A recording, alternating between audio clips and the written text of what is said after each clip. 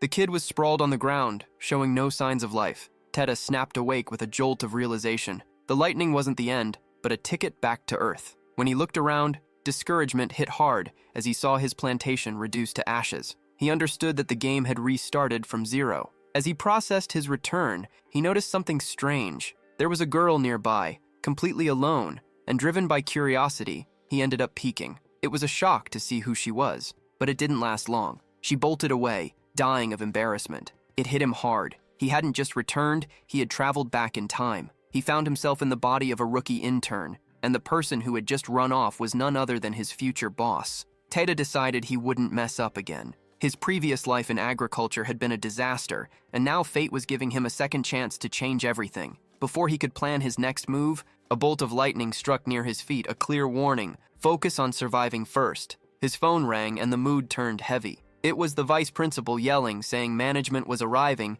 and he needed to hurry to the Kaizen Hotel. Surrounded by all that luxury, he remembered he was trying for a position at Tai Si here. The old vice principal gave him the rundown. The new boss, Kin Ram, was a powerful and stunning woman. If he wanted a permanent contract and the company's respect, he needed to impress her. When he was introduced as Jack, the intern tutor, the atmosphere grew tense. Kin Ram hadn't forgotten the bizarre encounter in the forest and stared at him with pure hatred. He felt like an idiot. Even with centuries of mental experience, his awkward face gave him away. The director was blunt, saying she was looking forward to his presentation, a tone that smelled like termination for cause. He realized he was walking on thin ice, labeled a pervert on day one, but his memory didn't fail him. He remembered that Kin Ram was the heiress of the Shuyan group, and that the company's looming collapse was why she was there. The game was just beginning. Tension in the room rose quickly. She recalled how her cousin had always been her safe harbor, and felt she needed to be firm to repay that support. Amid the buzz, a familiar voice cut through the air. It was Tanyu, calling the protagonist to sit beside her. The past hit him like a punch. In his previous life, he and Tanyu had been involved, but their story was short and full of resentment. He searched his memory, digging up every detail from that time so he wouldn't slip up, since millennia had passed for him while hardly any time had passed for her. Things got awkward when he casually said it had been a long time, leaving her confused. To make it worse, an intruder showed up just to stir trouble, mocking his simple clothes at such a fancy dinner. The woman wouldn't stop. She started hyping Tanyu, saying she was rich, beautiful, and far too young for a nobody like the protagonist. Out of patience, he cut it short, saying it was none of anyone's business, and that his heart already belonged to someone else. Tanyu, despite feeling the blow, still tried to defend him from her colleague's sharp tongue. Meanwhile, the protagonist observed her aura, noting that compared to ordinary people in that world, she carried herself like an elite warrior. He felt power flowing through him.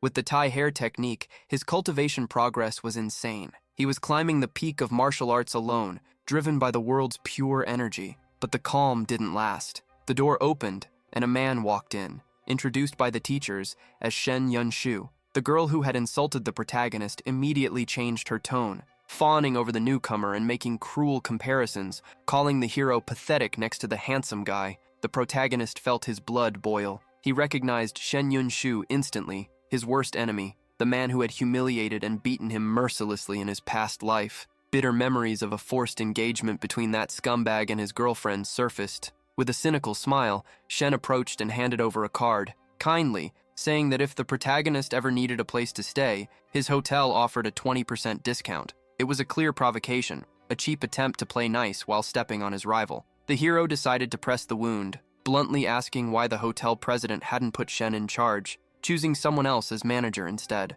Shen, his ego bruised, reacted arrogantly, trying to belittle the protagonist in front of everyone. He went on with twisted talk about how a snake will always be a snake, and how the poor, no matter how hard they try, will never become a dragon. That was the cue for a sycophant to step in, a chubby man who introduced himself as a coordinator, demanding that the protagonist lower his head and fetch a chair for the noble Mr. Chen. The atmosphere turned oppressive. The coordinator, thinking he ruled everything, demanded blind obedience. Vanessa, the dark-haired girl, just watched, predicting that the protagonist's life at that academy would be hell for having challenged the big shots. The hero didn't bow. He calmly sat down and added that Shen wasn't worthy of anyone's attention there. The villain, irritated, snapped that only a loser would say something like that, but the spell backfired. When Shen tried to sit, the chair disintegrated, sending the rich man straight to the floor. It was a total embarrassment. The coordinator rushed over in panic while Shen, red with rage, lashed out at the staff,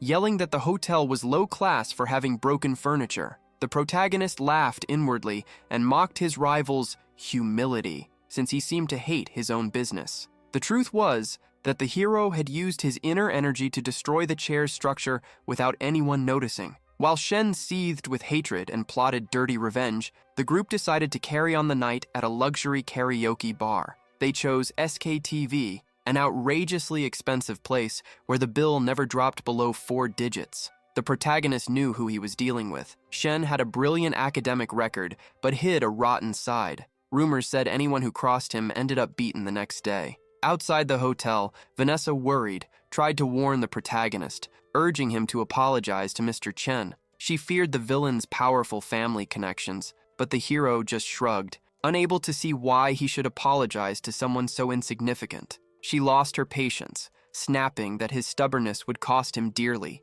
The protagonist didn't care. He could clearly see she had already chosen the new favorite, the so-called Professor Chen. To him, it was obvious they now lived in parallel realities that kept drifting further apart. While the party raged in the club and the toasts kept coming, the hero's mind was elsewhere, worried about the lesson plan for 2 days later. Teaching was going to be one hell of a challenge. In the corner, Vanessa kept throwing herself at Chen's side, but the guy wasn't really there. His mind was boiling, thinking about Fan Hong, a brutal man who was in town. Chen knew that when this guy showed up, everything else would turn to dust. Duanka TV's financial power crushed anything Chen's hotel could offer. It was the law of the economic jungle, and he was at the bottom of the pyramid. Chaos broke out when a group of thugs stormed the private room. They came drooling for the person in charge, but ended up surrounding the chubby coordinator. Shaking with fear, the man tried to act tough and threatened to call the police, but the invaders didn't even blink. Chen had to step in and ask what the problem was. That's when the truth came out. The coordinator had crossed the line with their boss's wife. The chubby man started stuttering excuses, swearing it was just an accidental bump and that he didn't know who she was. Chen tried to smooth things over with a formal apology, but the guys weren't interested in small talk. The threat of a beating grew heavier when the karaoke manager joined in, making it clear they ran the place. In the middle of the mess, the protagonist stepped in front of the teacher, ready to fight, acting like a human shield. She thanked him, but Vanessa, she bluntly said the chubby man had groped her. Cold sweat ran down Chen's back as he tried to grovel, calling it a misunderstanding and begging for a friendly talk. Fan Hong didn't care, humiliating Chen in front of everyone and making it clear that he set the rules there. Fan's wife, full of rage, even slapped the coordinator across the face. Punishment came fast. Fan Hong gave the ultimatum. The chubby man would only leave in one piece if he broke his own arms. Playing her last card, threatened to call the press since they were teachers. It backfired hard. Fan Hong flashed a disgusting grin, saying he'd never had a teacher in his collection, and started eyeing the women in a filthy way. He offered a dirty deal. The coordinator's arms would be spared if one of the teachers spent the night with him. Despair took over. Chen went silent, proving he was spineless, and the goons were already gearing up. That's when the protagonist stepped forward, breaking the silence with a mocking tone, saying the mood was way too good to be ruined by that trash. Fan Hong laughed, asking if the kid was stupid for getting involved. Tanyu trembled with fear for the hero, but he didn't even blink, questioning why the women had to pay the price. One brute tried to shut him up with a punch, but the counter was brutal. With a sharp, powerful move, the hero hurled the bodyguard across the room, sending him flying and nearly turning him to dust on impact. The thug lay sprawled out, close to meeting his maker. With a sarcastic air, the protagonist laid it out. Insulting anyone was bad enough, but disrespecting a teacher crossed a sacred line. His protective stance made Tanyu's heart skip, that rush only heroes could cause. Fan Hong, boiling with rage, challenged the kid to prove he was man enough to face the rest of the gang. Chen, ever the resident coward, muttered that the protagonist was insane for picking that fight. Chen made one last weak move, dropping the name of the San Chan school director, a man who scared half the city. Fan Hong even took a step back, saying the teachers could leave to avoid staining the school's name, but he made one bloody exception. The protagonist who dared touch one of his men would have to pay with an arm and a leg. Tanyu tried to drag the hero away so they could run, but with that stubborn, protective attitude, he ordered everyone to leave first. He also told them to take care of the colleague who was pregnant, promising he would handle the mess alone. As soon as the door closed and the guards surrounded him, Fan Hong told his brothers to have some fun beating him down. One brute stepped forward, playing the underground ex-boxer, bragging about how many hits the kid could take. The protagonist didn't flinch. He laughed in the guy's face and said he sounded like a cheap book villain who talked too much before getting humiliated. The boxer,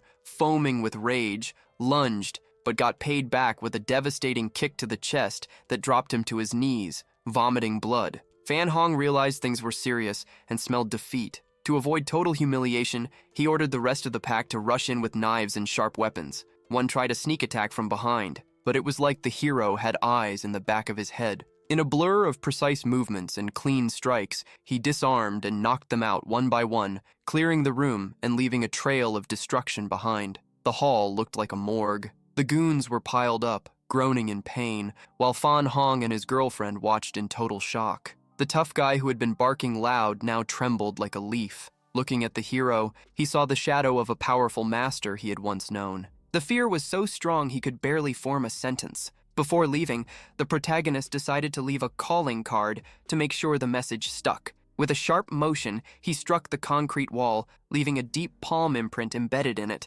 The impact nearly made Fan Hong's heart jump out of his chest. The guards, sweating cold, wondered if that guy was even human. Instead of thinking about revenge, the boss snapped at the thug who suggested it. "Do you want to die? From today on, that man is untouchable. Respect him more than me." He knew that crossing that monster was asking to be erased. Outside, the tension still hadn't faded. Vanessa tried to calm Tanyu, saying the police were on the way, but the girl didn't even hear her, eyes locked on the door, expecting the worst. When the hero walked out, whole and without a scratch, pure Saitama style, relief washed over everyone. Vanessa, staying true to form, grumbled that he was only alive because the director's name carried weight, not because of his own merit. The protagonist didn't bother arguing. He had bigger things to worry about. The next morning, the focus was different. Raw power. He needed Gushi. Cultivating in that urban world was a thankless task due to the lack of spiritual energy. Without finding a place with a dense aura, it would take ages to advance.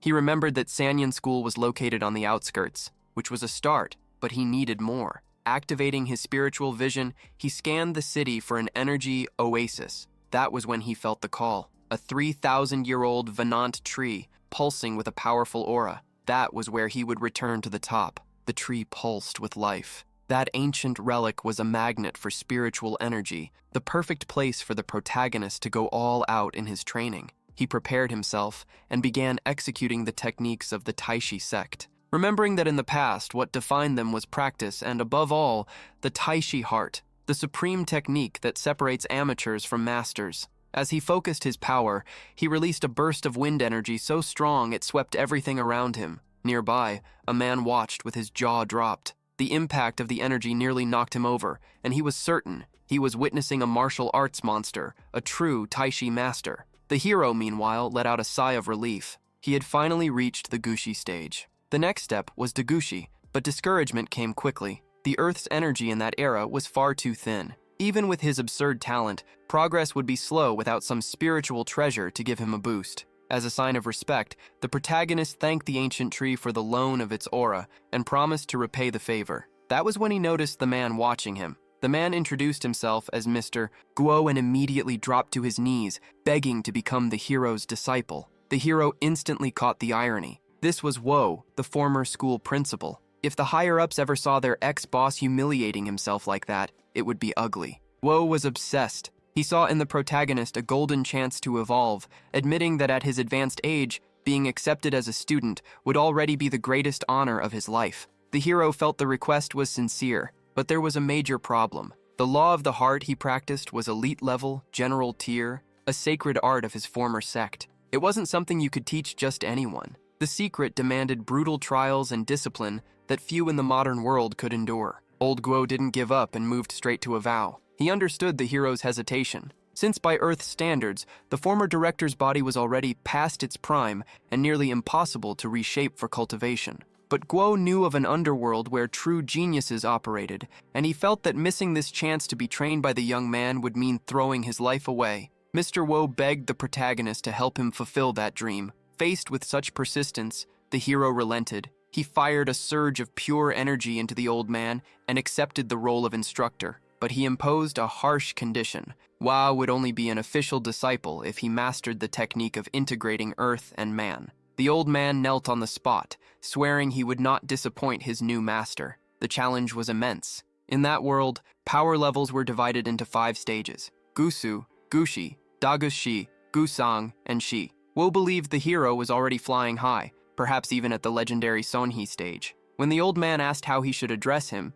the hero, finding it all a bit awkward, asked him to forget the title of master. But Mr. Guo stood firm. Ancestral traditions could not be broken. The deal was set. The title of master would only be used in private, far from prying eyes. The protagonist revealed his origin in the Taishi sect, but warned that the sect's exact location was not something Guo was ready to know yet. Without wasting time, he got straight to the point. He touched the director's forehead and transferred the technique mentally. The impact was immediate, leaving the old man in ecstasy as the knowledge vibrated in his mind. As the hero prepared to leave, Mr. Wo, overflowing with gratitude and seeing the young man as a walking mystery, invited him to lunch at his nearby home. The hero, well aware that cultivation doesn't work on an empty stomach, accepted the invitation to see the refuge where the old man lived only with his wife. Old Guo's children were big fish, the kind who only showed up for holiday dinners. He was the patriarch of a powerful lineage in Yujian. His daughter ran the only 5-star hotel in the region, and his son, Guo Panlei, was the head of public security. The protagonist immediately realized the grandpa had connections that could make anyone tremble, but there, in the comfort of his home, he was just a husband being asked by his wife whether a student had come to visit him. The confusion began when Guo introduced the young man not as a student, but as his teacher. His wife almost dropped what she was holding, shocked by the youth of the master. Offended by her disbelief, the old man demanded she show respect. The hero introduced himself to Dr. J, recognizing her as a renowned physician, but inwardly he could only think about how the old man's obsession with Taishi had created the bizarre situation of a kid giving orders to a veteran. Hospitality was about to begin, but the protagonist's trained eye was faster. He spoke bluntly. "You hurt your ankle, didn't you?" The doctor froze. Mr. Guo exploded, demanding to know why she had hidden the pain, but she shrugged it off, saying that as a doctor, she knew it was the weight of age and there was no cure. The hero didn't let up, warning that if she kept ignoring it, in 2 years she wouldn't be able to take a single step. Dr. J tried to brush it off and headed to the kitchen, but the tension was already there. Guo, desperate, begged for a solution. The protagonist knew of her heroic past as a war doctor, and with the confidence of someone who had seen everything over millennia, assured them the cure was simple. She doubted him, but the hero acted quickly. With a precise touch and a focused injection of qi, he dissolved the pain that had built up over decades. The shock was immediate. The instant healing left the doctor stunned, asking what kind of miracle that was. The hero, with his sharp-edged humility, said it was just the basics of Taishi. Mr. Wo gave his wife an "I told you so," and she now looked at the protagonist with deep respect, recognizing that his talent was beyond this world. Dr. J was so impressed she already wanted to drag the protagonist to the university, saying Sanyan School was far too small for his brilliance. After the meal, old Guo insisted on performing the tea ceremony, a sacred ritual of absolute respect between master and disciple. The peaceful atmosphere was shattered when a girl entered the room and nearly fell backward at the sight of her grandfather serving tea to a kid. She was Guo's granddaughter, and she recognized the protagonist immediately. "What are you doing with this intern?" she blurted out, shocked. For Mr. Guo, learning that his master was just an intern was a heavy blow. But for the protagonist, titles were nothing more than bad jokes. The girl began to spit venom, saying the hero was nothing but a fraud with no credentials, but the grandfather, losing his patience, ordered her to apologize immediately. She flew into a rage, accusing the protagonist of having brainwashed the old man. He, with the calm of someone who had lived for millennia, simply asked whether she had done her summer homework yet. The girl stormed off, but before slamming the door, the hero issued a warning. "You'd better stay home today. Your luck is terrible." She ignored him and called him a liar, but the moment she stepped outside, bad luck struck hard, leaving Mr. Wo stunned by the hero's ability to read fate. Later, upon arriving at Sanyan School,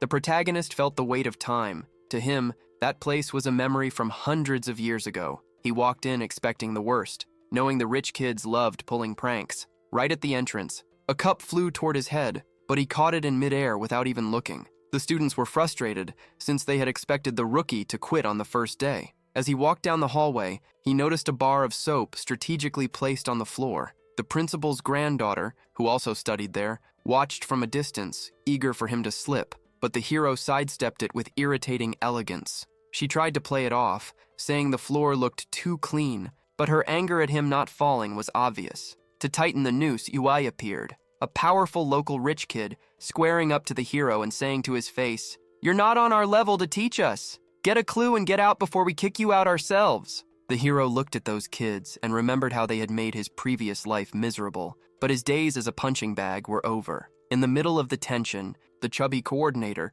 the same one who had almost lost his arms at the club, walked in with a smug grin. He dropped the bomb. Professor Chen would be taking over the protagonist class, and the hero would be dumped into the rival's student storage room. The protagonist didn't swallow that. He asked whether that circus had the administration's approval, but the chubby man, eager to show power, said they were in charge. End of story. Shen appeared right behind him, spewing venom, saying he'd heard rumors that the students themselves wanted the hero gone. One of the boys, trying to humiliate the intern, proposed a challenge, a knowledge quiz. Whoever won kept the class, and whoever lost would face a harsh punishment. Thinking he had the upper hand, Shen suggested the loser drink a cup of dirty water. The hero didn't even blink. He mocked the weak bet, spat on the floor, and said that if they were going to gamble, they should do it properly, leaving Shen visibly nervous. Without delay, the challenge began. The first question was absurd. Recite or write the first 1,000 characters of the Tao Te Ching,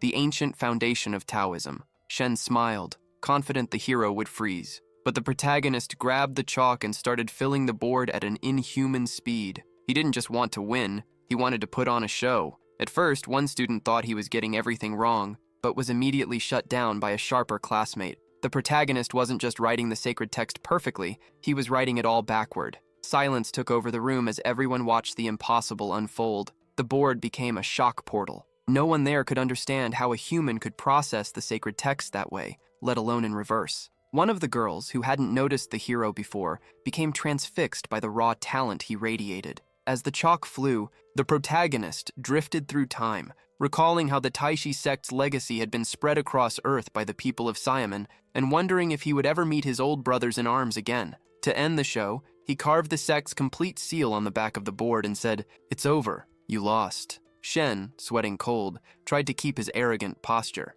He claimed he had written everything too, and that just because the hero's handwriting was prettier didn't mean defeat. But the student who proposed the challenge gave the verdict. The protagonist had written the entire text on the back of the board, an impossible feat to replicate. Shen was forced to look at what the hero had done, and his expression was priceless, a mix of panic and humiliation. The kids who had wanted the hero's head were now laughing at Shen. Without a shred of pity, the protagonist demanded the bet be honored. Shen stared at the cup in disgust, asking what the hell was inside. With an enigmatic smile, the hero said it was just purified water with a special touch of heat. The chubby coordinator tried to smooth things over for his friend, asking the protagonist not to take it so seriously, but the hero shut him down immediately. "Want to drink it for him?" With no way out and pressured by the students questioning his manhood, Shen downed the cup, swearing revenge with eyes full of hatred. The heroes standing with the class shot through the roof, but the peace didn't last. As soon as the lesson ended, the call came.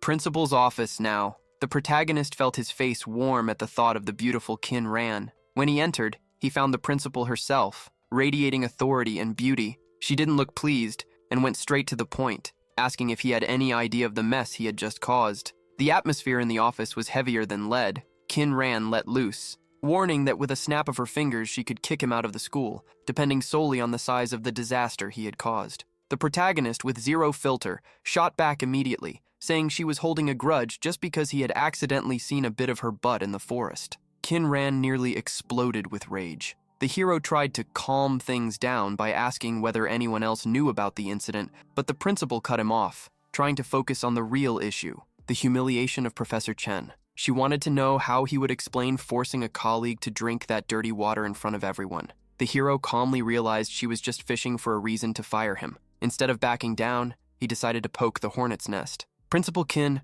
bottling up that anger is going to give you some nasty hormonal imbalance," he said. Then he delivered checkmate. "I noticed some red spots on your buttocks, and that's a clear symptom of your bad mood." She froze, stunned by the audacity before a stack of papers flew at him. The hero caught them all midair with one hand, leaving the principal red with both embarrassment and fury. After things cooled down a bit, Qin Ran laid out his future. She explained that the problem ran deeper. The chubby coordinator, Mr. Don, held the power to block his confirmation. The evaluation system was a numbers game. 30% depended on the coordinator, who hated him, 20% on her, whom he had just insulted, and 50% on the students, a bunch of rebels. The protagonist left with his head boiling. He cursed himself for not keeping quiet. Now his stay depended on pleasing people he loved provoking. He realized Qin Ran was playing chess with him, backing him into a corner to see if he truly was the genius he appeared to be. The only way to graduate without headaches was to silence Professor Chen for good, and the protagonist accepted the challenge. But later that night, alone in his room, his chest tightened. He realized that since returning to this time, he still hadn't given any sign of life to his own family. The longing hit hard, and the hero wondered whether he should call. When he finally gathered the courage and dialed, it was his younger sister's voice that answered. For him, 1,000 years had passed. For her, it was just another normal day. Hearing her familiar tone nearly broke his composure. He said he was a teacher now, and that his routine had been busy, but he quickly shifted to what really mattered, her health. He asked about the pain in her leg. The girl suffered from a cruel degenerative disease that attacked her nerves and muscles, an agony that started in her foot and slowly spread through her body. She admitted the pain was constant, but said she had gotten used to suffering, since no doctor in the world offered any hope of a cure. The hero promised that if nothing went wrong at school, he would be home that weekend to take care of her himself. In the middle of the conversation, his sister, never missing a chance to tease, brought up the principal, saying a woman with curves like that would make the perfect sister-in-law. Feeling his face burn with anger and embarrassment, the protagonist told her to stop talking nonsense and hung up to end the topic. The next morning, while tending the garden to clear his head, someone knocked on the door. It was an annoying colleague, saying the protagonist was a waste of talent for rotting alone at home without any woman around. Without giving him time to refuse, the guy dragged him to a trendy bar, promising to introduce him to influential people who could boost his career. The moment they stepped inside, the guy started making a show of it, announcing the protagonist's arrival as if he were the night's main attraction. The mood soured before the first drink. The hero was introduced as a teacher, but to the elite heirs of the Li Shen family, he was nothing but trash. A snobbish girl snapped that the protagonist's friend shouldn't bring low-class people into their circle, even saying that a dog had more presence than him. Mortified, the friend tried to justify it by saying that people worth less than $1 million shouldn't even open their mouths there. Running out of patience, the protagonist downed his drink and fired back at Woojin, asking if she really thought she was that important. The question hit like a bomb. She seethed with rage, and the tension grew so thick that the hero's friend, afraid of losing his connections, demanded that the protagonist kneel and apologize to avoid getting slapped. But the hero's attention was already elsewhere. In the back of the bar, he spotted Wan Lin, his student. She was being cornered by a group of thugs circling her like hyenas. The bar manager tried to intervene, but the men made it clear she would have to entertain their boss if she wanted to stay. Wan Lin was terrified, threatening to call security, but the boss just laughed, certain no one would dare interrupt him. That was when the hero stepped in, cutting through the crowd and asking if they wanted to die. The gang leader raised his hand, mocking the wannabe hero, but was instantly soaked when the protagonist dumped a glass of wine in his face with open contempt. Fury exploded on the spot. The lackeys surrounded the hero,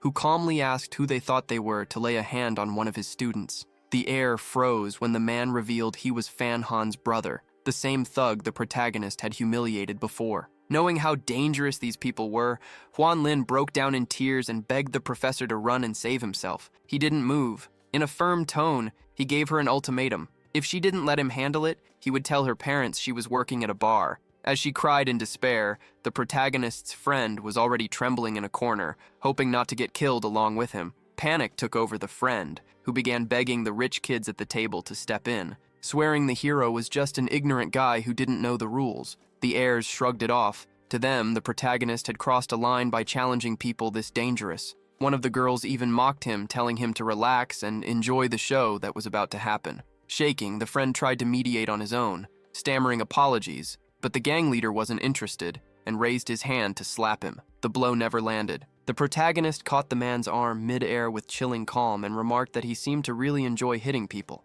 With a sharp crack, he broke the criminal's first finger. The entire bar froze at the sound of the screams. When the second finger snapped, the thug collapsed to the floor in tears. The rich kids, once arrogant, were now silent with fear, while Wan Lin watched with her heart racing, seeing the professor as a true savior. The hero's friend, in full panic, kept begging for mercy, desperate to escape. The hero didn't stop. He ordered his friends to stay behind him and warned the criminal that if he liked hitting people, he'd have to take it too. After breaking the third finger, the thug screamed that he wouldn't seek revenge, but the protagonist wasn't satisfied. He demanded a formal apology for harassing his student. Otherwise, the man would leave with all 10 fingers broken. As the bald man writhed in pain, the bar manager showed up, threatening to cut Wan Lin's pay if the hero didn't let the thug go. The protagonist snapped. He tore into the manager, demanding to know where he had been hiding while the girl was being harassed, calling him a despicable worm.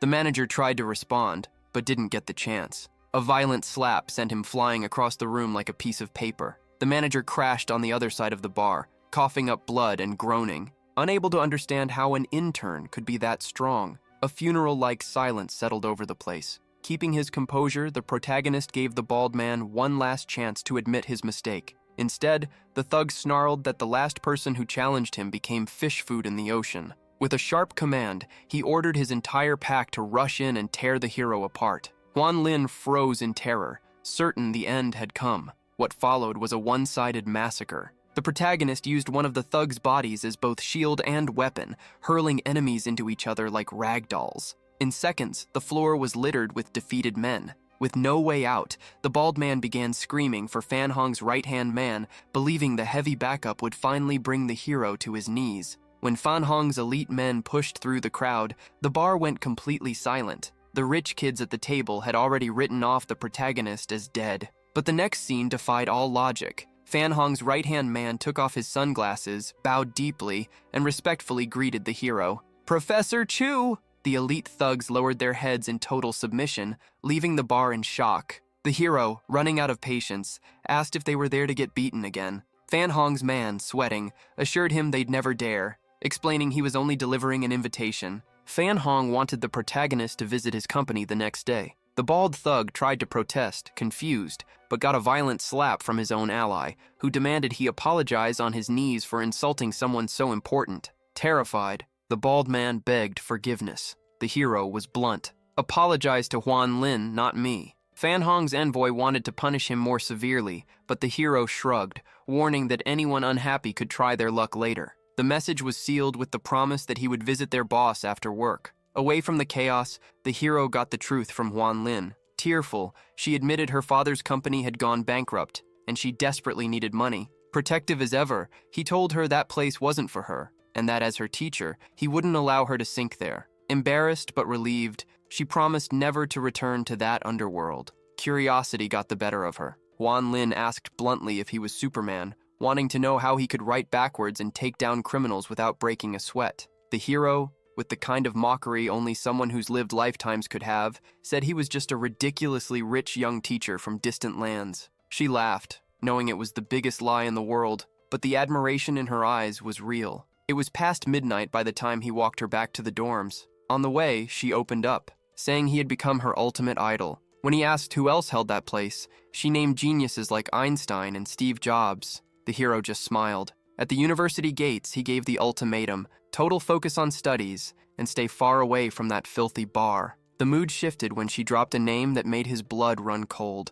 Jay Lin. She was his ex from a past life, the woman who dumped him in sophomore year for fame and luxury. She had traded ordinary love for the spotlight, and now rumors said she was a vain celebrity surrounded by scandals. But the hero's sharp eye noticed something more urgent. Reading Wan Lin's fate, he saw a dense, dark fog, a sign of deadly bad luck. He warned that she had almost died that night, and that danger was still lurking. She admitted her father's company collapsing and her family's ruin had started exactly when that wave of bad luck hit. The hero figured it out. Someone had cursed or destroyed her family's aura of luck. To ensure she made it through the night, he handed her a relic infused with his own power, giving temporary protection. "Nothing touches my students while I'm around," he thought, already planning a home visit to hunt down whoever was behind the dirty magic. The hero barely reached school before running into a circus. A group of guys with wild hair and unfriendly faces blocked the way. Impatient, he said he didn't know any delinquents who looked like that,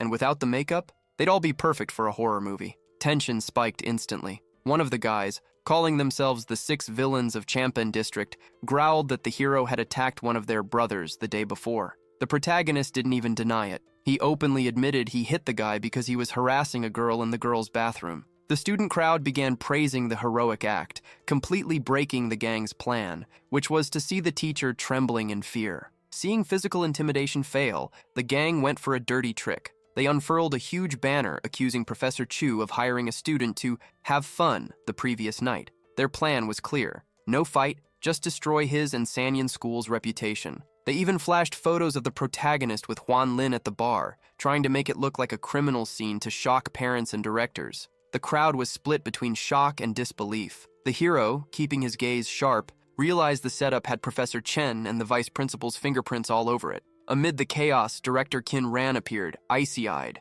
Though some shouted that the protagonist didn't deserve the position, she cut them off, promising a thorough investigation. No one would go unpunished. Not the guilty, not the slanderers. Meanwhile, students whispered that even if the hero got away, poor Huan Lin's reputation was already dragged through the mud, just as the villains planned. The funeral-like atmosphere in the school was at its peak. Coordinator Dawn, groveling for Professor Chen, said the protagonist was a disgrace and that misfortune had fallen on the school's true masters. Chen relished the humiliation, thinking the hero's days were numbered. But the director's granddaughter had enough and cut him off, asking if the water from yesterday's punishment was still bitter in his mouth. While Chen seethed and plotted how to make his rival beg for mercy, the hero put on a show of speed. He ran to the shameful banner and, with a thick marker, rewrote the story on the spot, making it clear he had saved Huan Lin from serious harassment at the bar. Vanessa, the teacher who constantly picked on him, started yelling,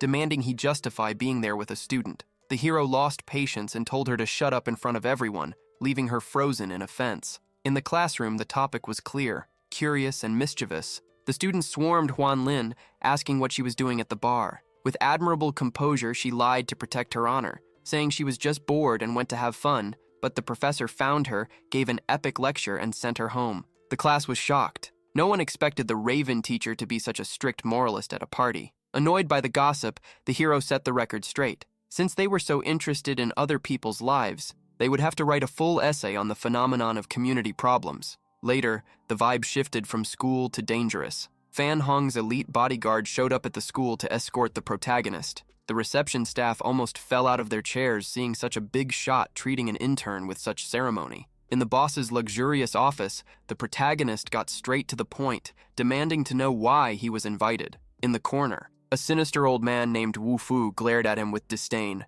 asking Fan Hong why he was comparing a kid like this to someone of his level. Wu Fu didn't waste time pouring venom, doubting that the hero could handle a single punch from his own guards. The protagonist, with the look of someone who's seen empires fall, shot back. His current body wasn't perfect, but his internal energy had already reached the Gutu stage. Fan Hong, eager to solve his problem, explained he needed a champion for a territory battle against the Shinda group. The rule was simple and brutal. One fight, one winner, billions in land at stake. Fan Hong threw both experts in the same room to see who was hungrier. Wu Fu, arrogant as always, dismissed the initial 1 million offer as pocket change. The boss then raised the stakes, 6 million total for whoever stepped into the ring. The protagonist nearly fell backward. In the fairy world, human money was nothing. But here, that kind of cash could pull his family out of the mud for good. Seeing the fire in the young man's eyes, Wu Fu called him a poor fool and questioned Fan Hong if this kid was really all that. The boss recalled the beating his men had taken and compared his top bodyguard to a puppy in front of a lion. Wu Fu realized the hero commanded that inner force, warning that anyone trying to fight him unprotected would already be in a coffin. Fan Hong, lost in the technical talk, wanted to know what this force actually was. The protagonist cut the mystery. Internal force is the pinnacle of human training when a fighter pushes past physical limits and turns their body into a deadly weapon. While Wu Fu tried to maintain his supreme master pose, the hero was already counting the millions and preparing to show that no theory saves anyone from a good strike in the ring. Mr. Lan was fascinated, but the protagonist quickly grounded everyone. That so-called inner force humans idolize is just the first step of an infinite ladder. To him, it was only the beginning, nothing special. Fu, who'd spent decades sweating blood to refine his power, nearly exploded with rage. He called the protagonist arrogant and insolent, refusing to accept that a kid could belittle a lifetime of effort. The hero didn't back down. "Some people stand on a stool and think they've touched the sky," he said. That was the last straw. "Fu, foaming with anger, asked if he was a disciple of one of his old friends, warning that if he was, he'd give him a teaching beatdown and seal the boy's powers forever. The old man began releasing his aura, making the air in the room heavy and leaving Mr. Lan and Fan Hong in shock at such raw power. But the protagonist just yawned. He called the display a cheap trick to fool amateurs and suggested Wu Fu go home and train another 10 years before trying to impress him. Fan Hong tried to intervene, fearing a bloodbath, but Wu Fu had already lost control. "If it weren't for the boss, I'd have erased you already," he shouted, launching a full attack. To everyone's surprise, the hero blocked the strike with one hand, as effortlessly as swatting a fly, sending the veteran master flying backward. Humiliated, Wu Fu resorted to dirty tricks. He pulled a mystical relic from his pocket, a glowing artifact radiating sinister energy. The protagonist laughed, asking if he was serious, calling that scrap a weapon. The old man activated it, firing a dark blast at the hero's chest. Fan Hong closed his eyes, expecting the worst, but the protagonist didn't even flinch. Calmly, he tossed his own teacup. It cut through the dark energy like a bullet, nullifying the magic and leaving Fu completely defenseless and terrified. Wu Fu was left speechless. When he looked back, he could hardly believe it. The teacup was solidified mid-air, proof that the boy had already reached the top of the Gushi stage. Fan Hong and Lan watched, mouths agape, finally realizing that the intern was actually a god among men. Without hesitation, the protagonist used his aura to snatch the copper object from the old man. He examined it and declared, the junk had absorbed yin energy for 1,000 years and caused hallucinations in anyone nearby. "Take this trash to the cops or destroy it," he ordered, trembling. Wu Fu apologized on his knees, admitting that even with his master alive, he could never match the protagonist. Fan Hong, seeing the region's top expert humbled like that, realized he'd hit the jackpot. The boss personally served tea to the hero, treating him like royalty. The protagonist accepted the land dispute job, but set his terms. No fights on the weekend. He had a far more urgent mission, to visit Huan Lin's house and remove the curse that was killing her. Fan Hong agreed immediately, calling it an honor. The hero, however, asked to be treated simply as a teacher or ordinary friend, no flattery. Before leaving, he revealed what he truly wanted in return. He needed to find his mother, who had disappeared when he was a child, with no trace of her whereabouts. Fan Hong promised to move heaven and earth, checking every record and corner of the city to get answers. As he left, the hero reflected that, although he had once ruled the fairy world, here on Earth he still carried human wounds he needed to heal before reclaiming his celestial throne. The hero carried an emptiness in his chest. He remembered nothing before age 5. In his past life, he had been a sovereign of the heavens, but failed in pushing his limits and died. Now, with this second chance, he vowed nothing would ever separate his family again. Fan Hong, wanting to show his usefulness, promised to look for leads on the master's mother, mentioning connections with the powerful Shu family, elite figures in the capital. The atmosphere turned tense when the protagonist slammed his teacup on the table at the name Shu. Fan Hong froze, thinking he'd said something wrong, but the hero dropped the bomb. He was the grandson of Shu Shao, patriarch of that elite line. If his parents weren't together, it was due to the arrogance and cruel rules of that family. The hero decided to lay it all out, knowing the truth would surface sooner or later. Fan Hong, outraged to hear the Shu superiors were so corrupt, impulsively vowed to cut all dealings with them. The protagonist stopped him. He would settle matters with his own relatives at the right time. Fan Hong, moved, told the hero he could now consider him part of the family, which left the protagonist a little awkward. Changing the subject, he asked about the so-called 6 villains tarnishing Huan Lin's honor at school. Fan Hong didn't even know who these kids were, calling them children, but one of his bodyguards filled him in. They were local delinquents acting way too big for their boots. The hero explained that Professor Chen was pulling the strings behind this mess. Fan Hong immediately ordered, "Fix it now and do it right." Before leaving, the protagonist declined a ride but paused to observe Fan Hong. The businessman was already telling the finance team to prepare the card with the promised millions, but the hero noticed something else, a strong purple aura starting to glow behind Hong. He congratulated the boss, leaving him puzzled. In the cultivation world, that aura meant Hong's luck and power were about to surge to levels he'd never imagined. The purple aura didn't lie. Fan Hong was going to be a father. The man nearly fell out of his chair, explaining that he and his wife had been trying for 40 years, visiting every hospital in the country with no success. Hope shone in the tough guy's eyes, but the hero gave a blunt warning. "You've spilled a lot of blood in this life. If you want this child to succeed, start cleaning up your karma."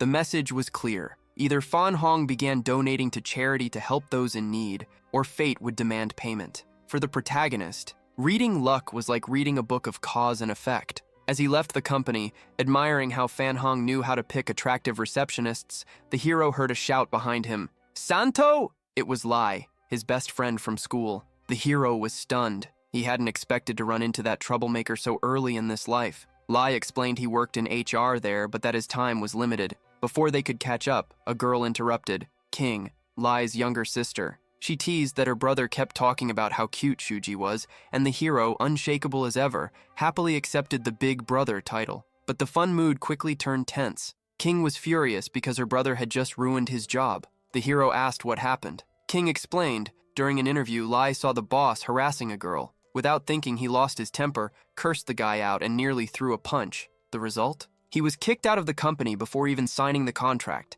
The protagonist looked at his friend and smiled inwardly. Lai's loyalty and sense of justice were still intact, just as he remembered. King tried to save her brother, revealing her boyfriend was the CFO and that she would use his IQ to get him a position. But when the boyfriend showed up, instead of helping, he humiliated Lai. The arrogant man told Lai to stop playing hero, saying that without him, Lai's family would be destitute. The hero intervened, asking why Lai hadn't called for help, but Lai shrugged. A mere teacher wouldn't stand a chance against powerful manager's son, the head of Department D. The hero patted his friend's shoulder. "You did the right thing. Don't worry." That set off the arrogant boyfriend, who insulted the protagonist and questioned whether he thought he was a rich heir or a government official to give advice. King tried to calm things and apologized for her boyfriend's behavior, but the tension escalated when manager's son appeared in the corridor. The brother-in-law practically became a doormat, crawling for the boss's attention. Feeling like a god, manager's son spewed venom, complaining that Lai had been disrespectful during the new hire tests. Pressured by his sister, Lai lowered his head and apologized to keep a chance to support his family. The hero's blood boiled seeing his friend trampled just for lacking powerful connections. Done with hypocrisy, the protagonist faced manager's son. "I've never seen anyone so shameless." The manager, fuming, demanded to know who the audacious guy was. Even Lai's sister, desperate, tried to silence him, telling him to mind his place and stop offending the powerful son. But the protagonist didn't back down. He said he wouldn't apologize, and was there only to confront those without honor. Lai realized the hero's essence hadn't changed. He bent the knee to no one. His sister still tried to patch things with empty apologies, but Lai, regaining his dignity, shouted that he wouldn't humiliate himself for a job offered by such lowlifes. Her boyfriend, panicking, begged manager's son to ignore the insults, trying to save his own skin. The commotion ended when the elevator opened, and Mr. Chow, one of Fan Hong's right-hand men, stepped out, demanding silence in the lobby. Manager's son, trying to play the hero, pointed at Lai, saying he was just kicking out a problem employee. Chow was about to explode at Lai's family when the protagonist stepped forward. "The problem here is me. Any objections?" Panic gripped King and her boyfriend. They expected the hero to be crushed by the security team. Manager's son was smug, sure the protagonist had sealed his fate by challenging Mr. Chow. But that smirk disappeared instantly. Chow, recognizing the master's gaze, felt his knees weaken and bowed deeply before everyone. "You're still here? Thought you had left. Need a ride?" Chow asked, ignoring everyone else. The shock was total. Manager's son nearly fainted, realizing he'd tried to crush the VIP guest of the group. Furious, Chow demanded to know if Son had dared insult Mr. Shu. Under the hero's orders, Lai revealed the full extent of the harassment and humiliation he'd witnessed. Mr. Chow wasted no time. He physically disciplined manager's son on the spot, ensuring justice would be served without mercy. The manager left in tears, knowing his career was over. Before departing, the protagonist gave his contact info to faithful friend Lai, who was still processing how his old schoolmate had become such a legendary and respected figure. The hero continued on lightly, knowing his friend would finally have the peace he deserved. The hero gave a final warning to Lai's sister. Some relationships are like glass. Once broken, trying to mend them only causes more pain. He made it clear her boyfriend was trash and that she'd have a brighter future if she cut ties with him. Meanwhile, across the city, news of the solidified tea stunt had already reached those who understood its significance. Master Luo Shan Fen, a respected veteran, listened to Weifu's report and was shocked. He explained that turning liquid into a weapon using qi was something he had only seen a great master accomplish in his entire life. The idea that a young man in Yuhan could wield that level of power left him both fascinated and uneasy. He gave his student a direct order. If you meet this young man again, bow and treat him with the utmost respect. He's a monster in human form. At Fan Hong's mansion, the atmosphere was nothing short of miraculous. Upon arrival, seeing his wife radiant and the table filled with food, he immediately remembered the protagonist's prediction. When she confirmed the pregnancy, Fan Hong shivered. The intern wasn't just strong, he could truly see the invisible. Shocked, his wife asked if he had been walking with gods, and he could only agree. She begged him to leave the life of crime and dark places behind, and the tough man, moved by the news, promised to change. That very night, while his wife slept, Fan Hong reflected on the hero's warning. The blood he had spilled in the past could cost his child dearly. Wasting no time, he called his subordinates and ordered massive donations to schools in need. The man on the other end thought the boss had lost it, but Fan Hong was relentless. Looking at the moon, he realized Master Chu was a god walking among mortals, and following him was his only chance at redemption. Professor Chen, meanwhile, was celebrating with the delinquents as if they were old allies. He thought he had bought their silence and loyalty with a few bills, believing that once the scandal hit the papers, the protagonist would be ruined and expelled from the school. One of the gang members even mocked him, saying humiliating the hero was the easiest thing they had ever done. The party ended with a phone call. The gang leader picked up, expecting anything but the roar of Mr. Chow on the other line. Chow went straight for it. "You want to die? I let you breathe until now to avoid trouble, but you crossed the line." The man trembled, trying to justify himself, saying the target was just a normal intern. Chow nearly tore the phone apart in rage, shouting that neither he nor Fan Hong himself would dare raise a voice near the protagonist. Hearing Fan Hong's name, the thug crumbled. Heavy sobs escaped him as he realized he had poked a sleeping dragon. Chow delivered the ultimatum. The protagonist didn't want their blood yet. But if they weren't at school the next day to apologize publicly and restore his reputation, they would be erased from the map. The thug returned to the table looking like he had seen death. Chen, still laughing, offered more drinks, but the mood had shifted. The gang leader yelled for everyone to get up and leave immediately. When the professor tried to protest, the gangster spat the truth. "Learn who you're dealing with, idiot! I'm not going to the bottom of the sea for your stupidity." Chen stood there stunned, thinking they were just ungrateful. The final humiliation came with the bill. The bar owner charged $860 for the spree. When Professor Chen opened his wallet, it hit him hard. The allies had not only abandoned him, they had cleaned out every cent he had before fleeing. Professor Chen hit rock bottom. With no money and robbed by his own companions, he tried to bluff the bar owner, saying he would send someone to pay later. The woman wouldn't hear it. She made a scene, screaming for everyone to hear that he was a deadbeat who ate and didn't pay. The humiliation was public and loud. The next morning, the school atmosphere changed completely. The group of delinquents appeared again, but this time without banners or insults. As soon as they saw the hero, they dropped to their knees, begging for forgiveness. The protagonist, with sharp sarcasm,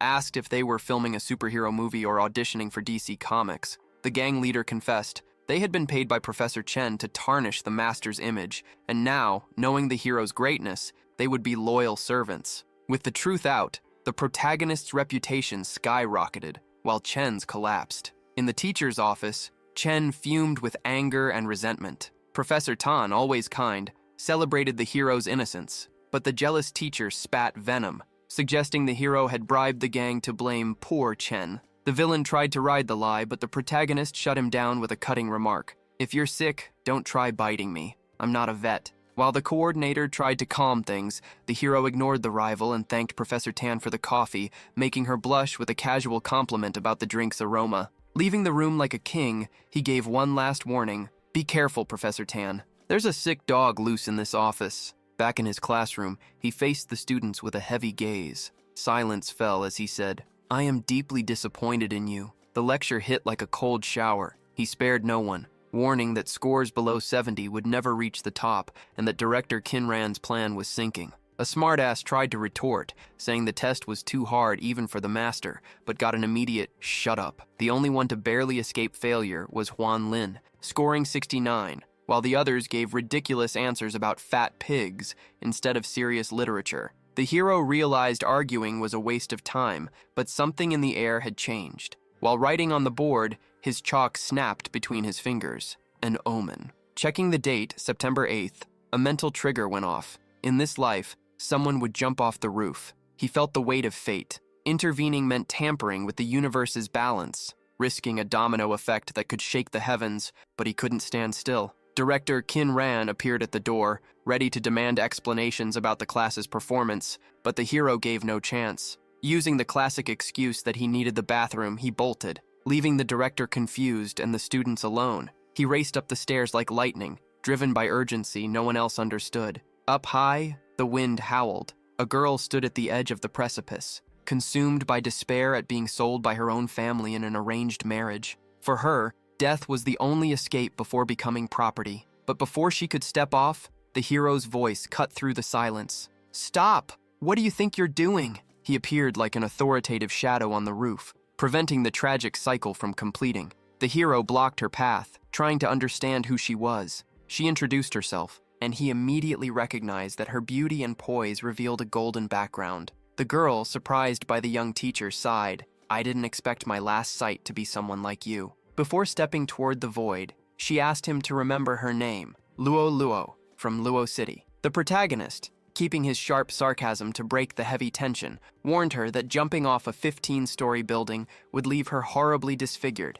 and that death would be a brutal shock. She fired back, saying the body was just a temporary sack of flesh, but when he looked deeper into her fate, he saw something extraordinary. She carried the Phoenix Aura, a lineage of ancient queens. "Your family is forcing you to marry, aren't they?" he asked. Luo's eyes widened. How did this teacher know secrets no one in the city dared imagine? The hero assured her that if she got past today, the problem would resolve itself. He gave an ultimatum. "If nothing changes by tomorrow, you come back here and jump, but get away from the edge now. This sun is scorching, and you'll get heat stroke before you even fall." At that moment, Principal Kin Ran arrived on the rooftop, panicking after hearing him say, "Just jump." She screamed, asking if he had become a teacher to encourage suicides. Luo, sensing the strange calm from the hero, reassured the principal and stepped back out of danger. Kin Ran, pale with fear, threatened the hero. If even a strand of that student's hair was touched, he'd be dead. Little did she know, the teacher had just rewritten the fate of an imperial lineage. Fate had one final trick.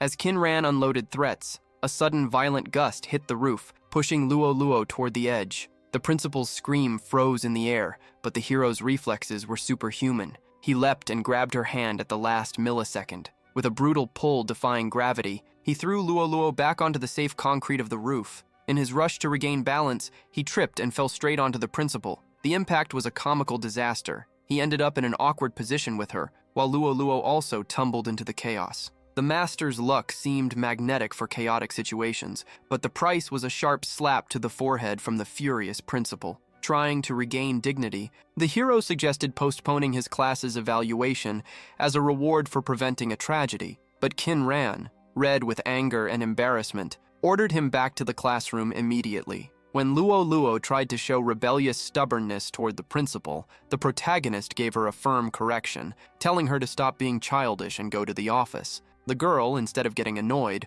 looked at him with fascination. No one had ever been so mysterious and funny at the same time. Entering the classroom, the hero looked a mess, wrinkled clothes and disheveled hair. The students didn't let it slide. Whispers spread that the principal had walked by the hall with a strange expression, and that the teacher seemed to have had an intense encounter in the bathroom. Maxine and the other students were even jokingly giving their blessing, saying the principal would make a good match for him. The protagonist, caught between embarrassment and irritation, told everyone to shut up, swearing he had only come to save a life. He warned them that the principal had an unbearable temper and would stay single forever. Then the room went cold. He sensed a murderous aura from the doorway. Kin Ran stood there, listening to every word, ready to turn his day into hell. To defuse the bomb that was the principal's fury, the protagonist made small talk, saying no man on earth was worthy of a woman like her. Kin Ran, still sparking with anger, revealed the reason for her visit. The newcomer Luo Luo had stomped her foot and demanded a transfer into his class.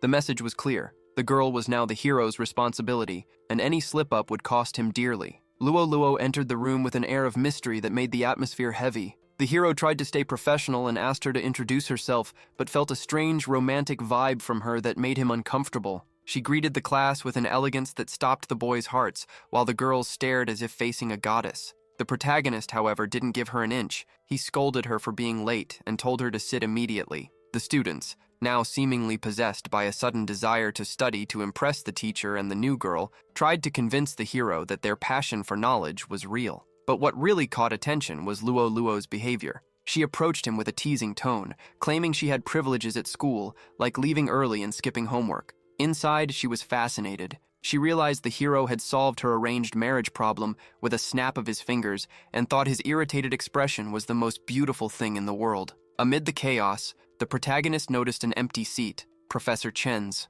Asking Professor Tan, he got delightful news. After being humiliated and having his filth exposed, the villain couldn't face anyone and requested an immediate transfer back to his old school. The path was clear, but the hero knew having a rebellious, fascinated phoenix in his class would be a much bigger challenge than any jealous teacher. Chen's disappearance opened space for another arrogant figure. Gao Deshan, the mentor of Class 18, returned from a trip full of medals and swagger, thinking he owned the school. He wasted no time and went straight to provoke the hero, saying his luck was over and that a teacher with such a low IQ wasn't qualified to teach a gem like Luo Luo. The man basically demanded that the student be transferred to his class. The protagonist, with zero patience for talkers, didn't even raise a hand. He released a fraction of his energy, creating invisible pressure that crushed the man. Gao collapsed to his knees instantly, groaning in pain, not understanding what hit him. The hero, in his icy tone, asked why he was being so